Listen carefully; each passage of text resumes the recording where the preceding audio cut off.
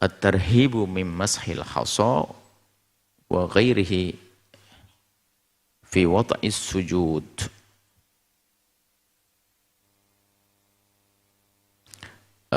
Peringatan agar kita ini tidak mengusap kerikil atau yang lainnya yang menempel, apakah itu di jidat atau di tempat sujud.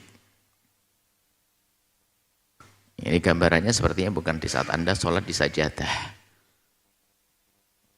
Sholat itu kan gampang di mana saja. Bisa saja terjadi saat Anda di perjalanan, lalu Anda sholat di hamparan, di atas padang pasir. Kemudian pasirnya kurang rata. Apakah perlu kita meratakannya sambil kita melakukan sholat? Ini dulu. Mari kita dijawab bahasanya itu makruh. Kemudian di saat di jidat saya tiba-tiba ada nempel kerikil, apakah boleh saya usap biar bersih atau tidak? Nah ini pembahasannya di situ. Ada hubungannya dengan sebelumnya, kekhusyuan di dalam sholat sebetulnya ini. Sehingga para ulama mengatakan kamu bersih-bersih tempat sujudmu itu makruh. Karena apa? Iseng. Mau lagi sholat kok bersih-bersih. Kalau bersih-bersih ya sebelum sholat. Waktu sholat khusyuk dengan Allah. Waktu sholat sambil bersih-bersih begini. Biarpun tidak membatalkan. Disebutkan di sini. An Mu'aikibin radhiyallahu ta'ala anhu, dari Sayyidina Mu'aikib. Anna Nabi, bahasanya baginda Nabi Muhammad SAW, qala la tamsahil hasa, jangan engkau mengusap kerikil-kerikil, diserupakan dengan kerikil sesuatu yang secara zahir adalah mengganggu di saat kita sholat. Wa anta tusalli, dan engkau melakukan sholat. Fa in kunta la budda, kalau engkau harus melakukannya karena mungkin ganjel banget, ganggu banget, pas kena jidat kita di kerikil kok sakitnya luar biasa, jerep, Masya Allah. Nah ini boleh, tapi sekali saja, supaya tidak digolong Anda sebagai orang yang iseng. Wahidatun tusawwa al-hasa atau tusawwi al-hasa, engkau meratakan dengan singkat tusawwi al-hasa, jadi sekali usapan yang bisa meratakan tempat sujud tadi atau menghilangkan sesuatu di jidat kita. Jadi kalau ada sesuatu lebih baik Anda biarkan. Jika Anda harus menghilangkannya dan mengganggu, cukup sekali.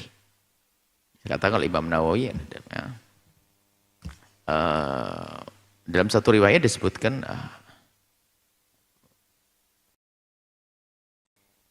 jika tanpa ada udzur, makruh. Kalau ada udzur, misalnya sakit sekali, menyakit mengganggu, ya sudah diusap, tapi sekali saja. Jadi sekali itu diizinkan. Jadi sekali tidak makruh. Sekali tidak makruh. Kalau ada udzur tadi.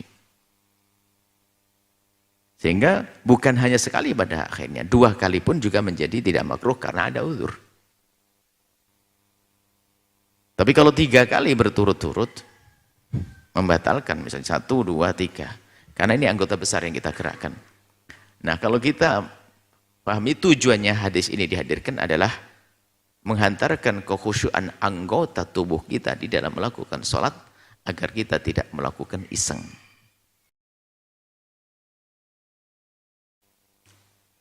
Di sini tidak disebutkan, kita perlu menambahkan juga, misalnya waktu Anda membaca doa kunut, dalam semua panjatan doa disunnahkan Anda mengusap wajah Anda setelah doa. Kecuali waktu doa kunut, Anda tidak usah mengusap wajah Anda dengan tangan Anda. Karena di dalam sholat hendaknya kita banyak menghindari gerakan-gerakan yang enggak ada hubungannya dengan sholat. Maka Wassallallahu alaihi wasallam Muhammad bin Nabi Ummi wa ala alihi wasallam sudah selesai. Enggak usah diusap wajah. Mengusapnya adalah makruh. Karena khawatir terjadi gerakan-gerakan, 3 gerakan. Sebab kalau tangan ini 2. Ini 2, 1, 2. Nanti tambah kepala 3 bisa batal sholatnya. Cuman kita tidak perlu. Jangan terlalu nakut-nakuti orang juga. Dikit-dikit batal ya. Kita beritahu itu ilmunya. Idza qama ahadukum fi sholati falam yamsahil hasa fa innal marhamata tuwajihu, yani kalau dalam satu riwayat, kalau dalam keadaan sholat jangan sampai sibuk tanganmu membersihkan kerikil-kerikil yang mengganggu yang ada di jidatmu atau yang ada di tempat sujudmu. Kenapa? Sebab rahmat itu lagi bersamamu. Engkau itu lagi berhadapan dengan rahmat. Kenapa? Engkau lagi khusyuk dengan Allah, dengan rahmat, artinya kau berhadapan dengan rahmat. Jangan sampai kau berpaling. Seperti sebelumnya kan bab toleh. Biarpun tidak membatalkan, ya jangan toleh. Tapi itu makruh. Karena kita lagi menghadap kepada Allah, khusyuk-khusyuk bagaimana kita toleh.